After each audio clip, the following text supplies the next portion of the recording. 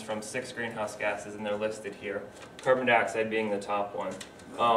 And the goal was to decrease emissions by 5.2% of the 1990 level, which would equate to, I think, 29% decrease at the current time in 1997.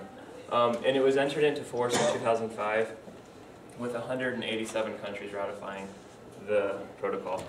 The United States position, they were there for the protocol, but fearing that it would have devastating effects on the economy, we decided not to enter into the protocol or abide by its standards. The Bush administration did want to do some things, and they offered incentives to businesses to voluntarily reduce emissions, and then also offered incentives for companies to produce and use renewable energy. So to get to the cap and trade bill, which was really pushed by the Obama administration, in June of this past year, the House of Representatives passed the American Clean Energy and Security Act of 2009, and it did several things, or it will do several things if it passes in the Senate.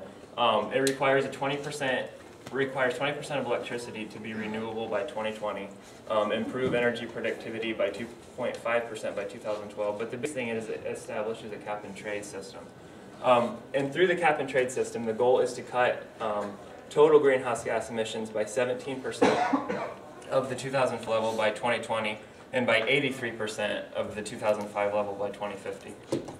And just the gist of the cap and trade system, first of all, the government sets a limit on total emissions, or the cap. That's where the term cap comes from.